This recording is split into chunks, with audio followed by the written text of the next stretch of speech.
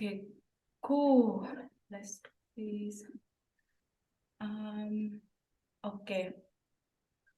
1, 2, 3. Hello, everyone. Welcome back to the Amplify Your Confidence podcast. This is episode 3. And today we have a special guest coming all the way from the US. Oh, wait, I forget to ask how to pronounce your last name. It's Sundbye? Oh, oh, Sundbye. oh, So Sundby. just like your first name, everyone calls you Mai, but it's me. Everyone calls me Ah, Sunbai, but it's Sunbi. okay. Sundby. Grant Sundby. Okay. Sorry, I'm gonna have to start it again. All good. Okay. 1, 2, 3. Hello, everyone. Welcome to the Amplify Your Confidence podcast. I'm so happy to have you guys here again today, and even more happy to have our special guest coming all the way from the US, Grant Sundby. Before we go into our conversation today, let me do a little bit of introductions about him, who he is. So Grant is a career coach with a mission to have 10,000 motivated Korean professionals unlock the exciting, fulfilling careers that they deserve. I knew Grant back while working for my previous company, Elsa Speak. Somehow we keep in touch, follow each other journey only on LinkedIn, but with a lot of admiration for him and his business, I reached out and told him that I want him to share his stories and learning to the audience of the Amplify Your Confidence podcast. So here he is. We're gonna pick on the topic 3 ways to build confidence and resilience as an entrepreneur. And I cannot wait to discuss more with you, Grant. Thanks again for joining me today. Shall we start? Absolutely. I am happy to be here. Yes. So the first part of the podcast is let the audience to know you a little bit. So we're gonna play a small game, hot seat. I Sure, call sure. it the hot seat game. So I bring the the guest speaker on the Okay. hot seat, and you need to answer 5 questions super quickly, and you don't Okay. have to think too much. Just whatever come into your mind. Please let me know your answer. Are you ready? All right. I guess I'm ready. I'll do my best. No pressure. Okay. The first questions. What does confidence mean to you? Confidence means knowing your worth and not settling for less than you deserve. Wow. Very nice. I think that could be a quote to put on the wall.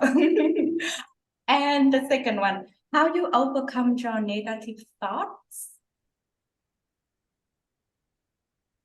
How do I Should I? overcome negative thoughts? Yes, that's the question. Oh, how do I overcome negative thoughts? Sorry. Yeah, sorry. Yeah, no, it's all good. It's all good. I overcome negative thoughts by first asking myself, is this a legitimate negative thought? Like, is there logic behind this? Or is it just my own mind kind of playing tricks on me? If there's some logic behind it, like if I'm feeling legitimately unqualified for something, I ask myself, why do I feel that way? And how can I improve? What steps can I take towards self development to negate that feeling of inadequacy? And if it's illogical, I just try to stay busy and keep moving forward. Because I think we dwell on negative thoughts when we're just sitting there alone without a lot to do. But as a business owner, when you're always seeking out new opportunities, when you're keeping your calendar full, when you're reaching out to new people, you don't have time to dwell on negative thoughts, which I think is a better approach. Nice. I'm gonna take this note down. Okay, the third one. What are your biggest fears? My is a bit deeper, but I would say my biggest fear is growing old and regretting my life and wondering what I could have been. Mm-hmm. So for now, do you have any regrets so far in your life? Well, I think we all have some regrets in our lives, but Mm-hmm. thankfully I don't have anything that's like gonna haunt me for the rest of my life. I would say I'm doing okay as far as avoiding massive screw ups in my life, so that's good. Okay, the fourth question is, what are the best moment you have? Okay, let me rephrase this. What are the best moments you Mhm. have seen the last few years running your own business? The best moment of the last few years was one of the first times I closed a sale with a client when I was charging a price that I actually thought was what I was worth. Because when I first started, you're so nervous and you're so desperate to find clients that you tend to charge a little bit less than what you think is reasonable. Mm. The first day I closed a sale with someone who paid upfront for a price that I thought my service was worth, that was the day where I really felt like, okay, this is going to work. And that was a Mm. great feeling. Yeah, I really feel related to this because right now I'm running my first retreat. And for me, I Of think course. that retreat is have so much values. And then I see that I need to have like 10 people to fill in the spots. And that at the very hmm beginning, just when I just opened the sales for the retreat as well, I charge people like, let's say X amount of money. And then the more I just fill in the place, the people in the retreat, I'm like, charging too cheap. And then lately I decided like, no, I'm not going to give discount anymore because I think this is so worth it.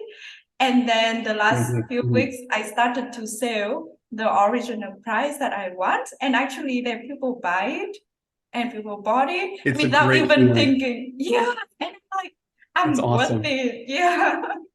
hmm Nice. Okay. We come to the last questions already. Uh, hmm what makes you feel the most alive? What makes me feel the most alive, I would say, Mm-hmm. in terms of my career and my business, is Mm-hmm. when I see a noticeable difference in someone's performance. Like I do a lot of interview prep with my clients, and the times that I feel most fulfilled is when we do a mock interview. I give them a ton of feedback. We change a lot of their answers, and then we do a second mock interview the next week, and it is so much better than we did earlier. Mm-hmm. And knowing that I've made that difference and they recognize it too, and then they go into their real interview so much more prepared, that's when I feel most alive in my career. And I would say outside of my career, this is kind of like a gym bro answer, but like when I hit a big PR in the gym. So yeah, those two situations. So that's the game. You have done it very well. I'm sure that people did learn a little bit more about you. So now let's move to our next part. We're gonna talk about Mhm. building confidence and resilience as an entrepreneur. Great. I think as an entrepreneur, mm, I think that the whole process that you review up, like we just said, like being confident to track the price that you feel that you're worth it. Being hmm resilient means whenever you have struggles or you have challenge, you may fall back, and then you have the courage to do it over and over again. And hmm yeah, I would love to learn that more from you, and for sure the audience of the Amplify Your Confidence podcast as well. So I prepared some Okay. questions. So let's start with it. Uh, the hmm first one is, what was the most significant challenge you faced on your entrepreneurship journey? I would say the most significant challenge that I face and a lot of entrepreneurs face is getting people to trust you. Mm-hmm.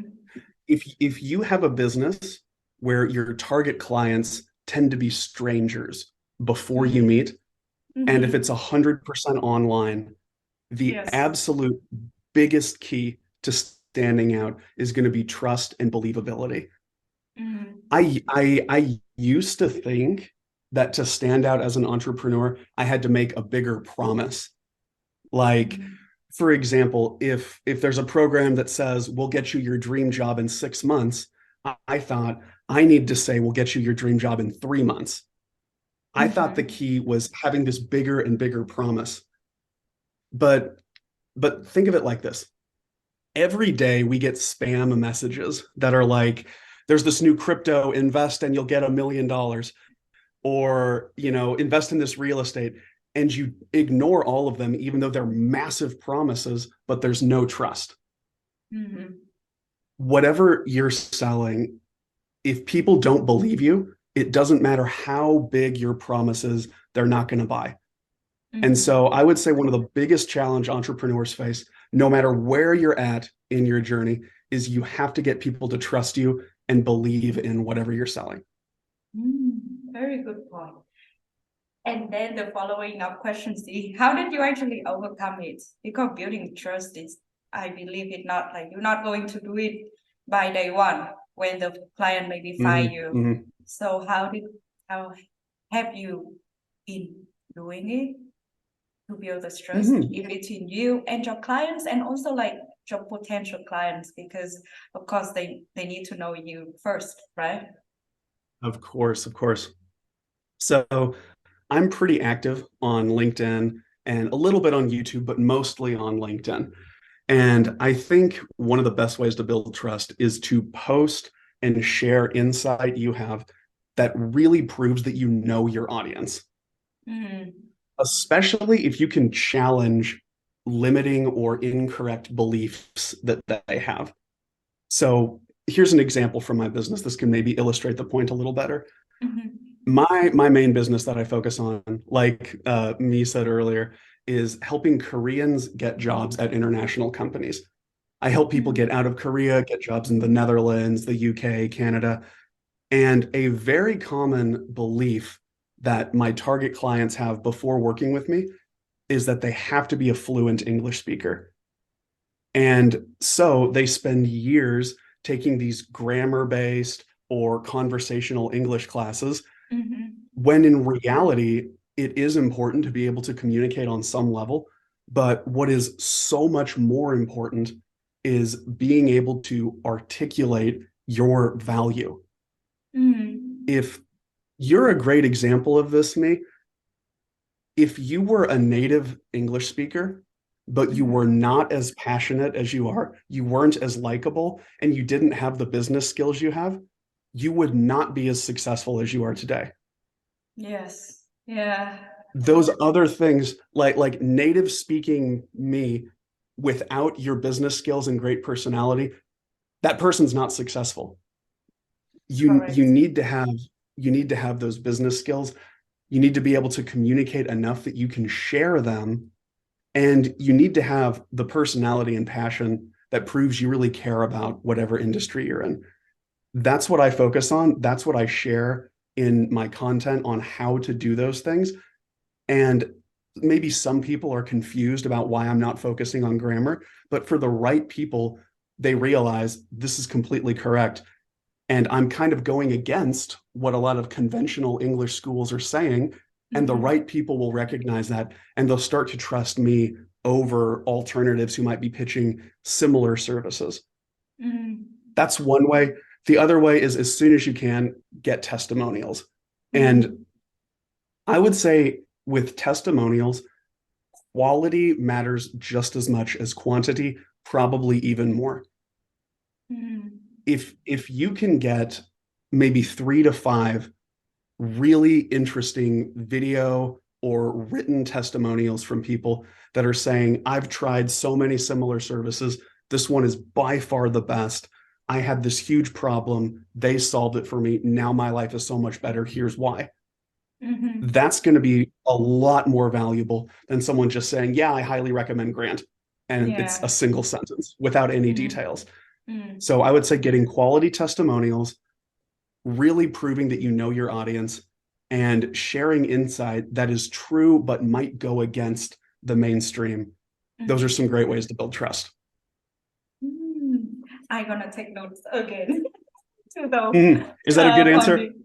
That are very good answers. Yeah, and I think maybe one of the reason why LinkedIn always showed your content to me maybe because um yeah, I feel so related to the targeted audience that you have, like being Vietnamese and left Vietnam since already more than 10 years ago. I went to school here and I always feel, yeah, for the first 2 years, I always felt super insecure because I'm like, okay, my English was not good enough.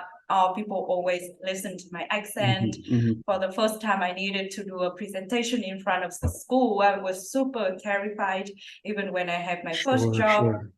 Here, I always feel like people would judge me because of my English, and I would lose a lot of Mhm, opportunities, or I make myself so small compared to others just because of my English. But mhm, then, mhm, yes, of course, by time you learned, and at the end of the day, I see that most of internationals, employees in the company who need, yeah, who don't speak English as their native language tend to mhm, perform much better than locals because somehow we always have to mhm. make an extra effort. Um, yeah, to do, Absolutely. Yeah. yeah. So, so that's why as a company, if they can hire us, they actually very lucky. And that way you said, when Absolutely. Yeah. we work on our limiting beliefs and trust on the values that Mhm, we can mhm, deliver and can articulate what we can mhm, offer for a company, there are a lot of mhm. opportunities there for you. Yeah. But Absolutely. I Yeah. learned it the long way. It doesn't happen in one day I Mhm, wake mhm, up and I know all about that. Hmm. Okay, so mhm, I have mhm. another question. How do you approach Of course. failure? Um, and what are the strategies that you found that helpful for you to regaining confidence? Because I feel like yes, it always like trial and errors as an entrepreneur. We for sure make mistakes, Mhm, mhm, and of course mhm, it can mhm, make mhm, it us feel like, oh, am I not good enough for this position or the business I would like to build? mhm, mhm. So in that kind of situation, what kind of your go-to method that you're gonna use in order to make you feel, okay, I get it, I'm gonna do it again. Mhm, mhm. Well, first I'll say that as an entrepreneur, you want failures. You want Mm. to fail and you want it to be hard because that's what's going to push you to learn and improve. Mm-hmm. The times in my life as an entrepreneur where I feel like I don't really get better are the times where I'm just constantly winning. Mm-hmm. Like, for example, with my sales consultations, there was a period of time where I closed basically every single call I had for like 6 months. And Wow. it was cool, but during that time, I don't think I really improved as a salesperson. Mm-hmm. It took people telling me no and then me kind of analyzing, all right, what did I do? What could I have done differently to get a different result? That's what propelled me forward. And so you don't want constant success as an entrepreneur. You have to have failures at least every once in a while because that's what's going to keep you improving. Mm-hmm. So that's the first thing I'll say is that failure is kind of important because it pushes us forward. Mm-hmm. But I would say when you do have a failure, take whatever lessons you can from it, apply those lessons so you'll be better next time, and then just totally forget about it and keep moving forward. Mm-hmm. Like the times where I have failed on sales calls where someone who's a very good fit for my program, but they say no, I Mm-hmm. could either like chase that person and follow up and message them and say, oh, please join. I could just sit around and be sad, or I could analytically look at what I said, what I did, think, what could I have done differently next time? And then just get ready to apply that to the next person. Mm-hmm. So when that does happen with me, when I fail a sales call or when something else bad happens, I take what I need to learn and then within like 48 hours, I'm never going to put any mental energy towards that again because I've Yes. learned the lesson and I'm already on to the next person. So if I failed the sales call, I've already reached out to 20 more people. I'm trying to get some new calls set up. And when those calls happen, I have a new strategy because I found a mistake. I found something I'm going to test out. And Mm-hmm. I go into those calls feeling better because I know that I'm an improved version of who I was the last time. Mm-hmm. Definitely. I have so many also learnings from the sales calls as well. And I yeah, Yes, I yes. truly believe that we even didn't have time to being sad for more than 48 hours, because at the Yeah, beginning when I yeah. started to do the sale on the retreat, I had many leads, and then of course it now if I look at the ratio, it's about 50% people are gonna have a call with me and they're gonna book it. And in the beginning when I just started it, right? So it always feels super excited to oh, I had a new lead, I'm gonna convert it, and then the call actually went super well, and then they said no, and I'm like, how come? I thought I already gonna close it, but all people actually sign up, but then at the last minute they said, oh, I wanted to cancel. And then at the first 2 weeks I was super like sad, because I'm like, what did I do wrong, but again I found room for improvement, and then I told myself like, Totally. that's what I can do better. I should always maybe set the price first so people know the expectation, what they need to pay for, and then we save both of the time for both sides. Those small things I think we can how to say customized, and then Yes. also revised it in the way how we communicate with people, and in the way how we learn and do it better. And also I think that the way how we build up resilience as well, because when we I think you don't take things personal anymore, like you don't blame I have a pretty you definitely learn to have a thick skin as an entrepreneur, no matter what you're selling. Yeah. Yeah. All right. The next question is, what advice would you give to someone who is just starting out on their entrepreneurship journey and feeling unsure or lacking in of confidence? So what kind of advice kind of or cut tips? first. Yeah. Kind of like time out with the recording. You can just edit this part out, me. Yeah. This is basically going to be the same answer from the hot seat earlier. I think you said something like, how do you overcome fear for the hot seat questions? Yeah. And I was gonna say the same thing. Like, is it logical or illogical? So I kind of already answered this. Okay. But you did say that this is 3 ways to improve confidence and resilience. And you have 4 questions. So maybe we could just skip to number 4, because then there would be 3 questions and answers. What do you think? Yeah, that sounds so good. We can leave this one out. And then for the last question, you gonna answer, and then we gonna have just a summarize of the 3 tips that you can summarize it to the audience so they can take it as a key. That sounds great. Takes away. Yeah? Okay. Yeah. Oh my God, the conversation goes super fast. And we already at the last one. So can you share a particular moment in your career when you had to step out of your comfort zone, and how did you experience that impact on your confidence? Okay, that is a great question. I'm going to give an answer that's a little bit unexpected. So this isn't a moment, but it's a concept that I think as an entrepreneur is really important, and that is saying no to people. Okay. Like with this call right now, I might seem a little bit intense because I am very passionate about entrepreneurship and the freedom that comes with building your own business. But in my day-to-day life and like my natural personality is that I'm pretty laid back and I'm very agreeable. I want to please people, and it's hard for me to say no.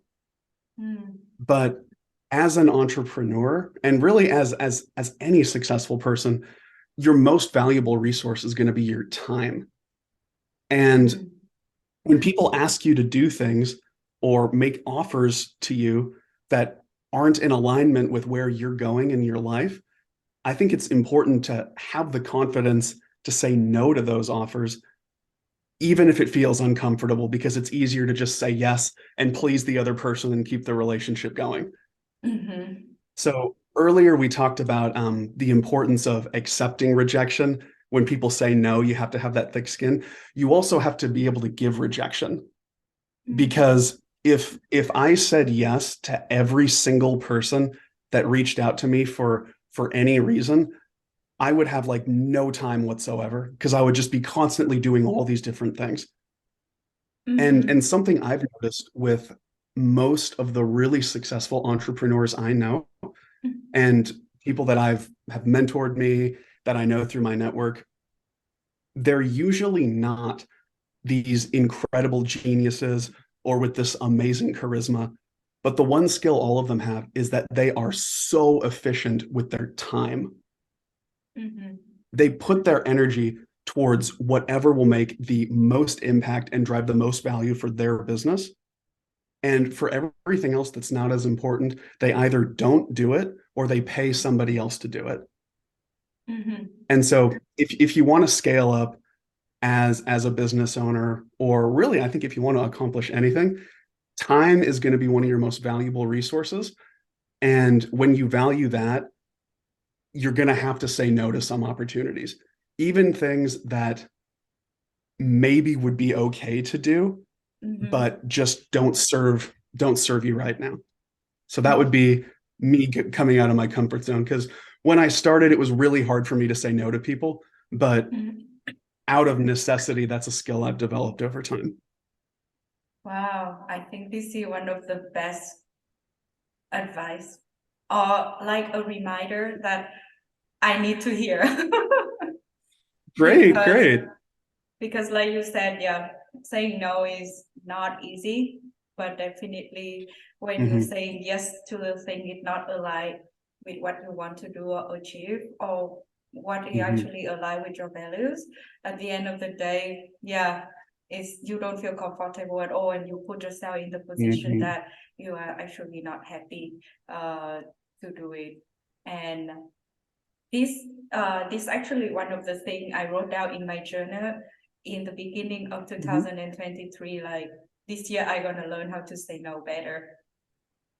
Yeah, Hmm. like Hmm.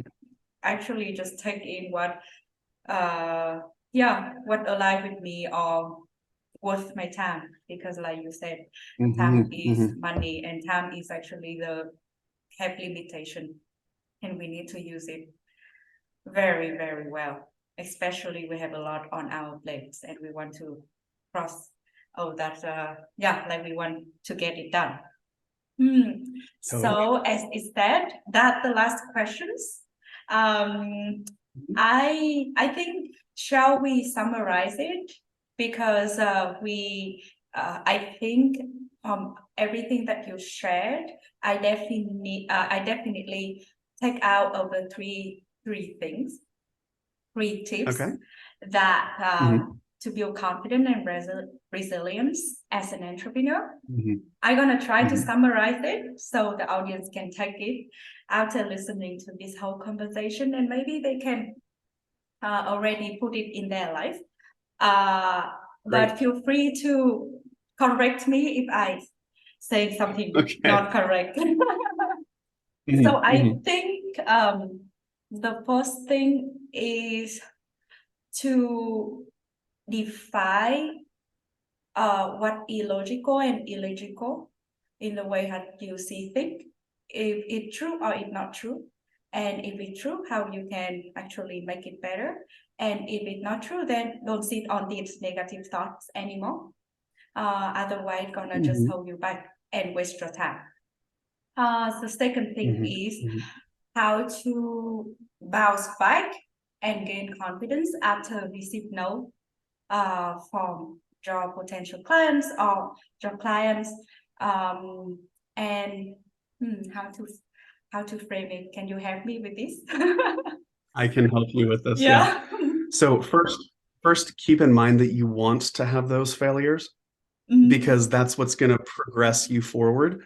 Mm-hmm. And second, learn what you can from them and then just keep moving forward and be ready for the next opportunity. Nice. And the last but not least is to learn to Mhm. say no. Yes. Totally. Yes, yes. I think that's it, right? That's the very efficient way to build your confidence and resilience as entrepreneurs. Mhm, And mhm, for sure, for people who are listening to this podcast, you don't need to mhm, own your business or to start your business. I think those three tips mhm, you can actually apply in your personal life, in your job, mhm. on many aspects of your life as well. So of course, it's very good for an entrepreneurs, but even if you're not, as a listener here, you're not an entrepreneur, I think it's still a very good tips for you to carry in your life. Totally. Yeah. So that's it. Thank you so much for joining me. Oh, by the way, I forget how the people of the Amplify Your Confidence podcast can find you. I would say the best way to find me would just be on LinkedIn. Mm-hmm. If you search my And name, I'm the only person in the world named Grant Sundbye. So I do have two profiles, one that I made in college that I don't know how to delete, and then the other one that I actually use. So if you send me a connect request, I'll accept. So yeah, mm-hmm. we can get in touch that way. I share a bunch of business and career tips every week. And yeah, if anyone listening is interested in starting their own business or growing their own business, let's get in touch. I'd love Mm-hmm. to learn more about what you're doing and see how I can support it. And if you don't know how to write his name, every information I put in the description of this podcast, and you're gonna just click into the link and connect with Grant. Once again, Great. thank you so much for joining me today. Especially, Mhm. I learned a lot from you. I'm super happy that you are being to join me in this conversation. And for Awesome. everyone listening, thank you so much for tuning in today. Please don't forget to follow me on Instagram at the Amplify Your Confidence podcast. Oh, don't forget to follow me at the Amplify Your Confidence _ podcast. Send me message request if you have anything, and I cannot wait to see you at the next episode. Bye bye. Okay, Great. that's it. Okay. That was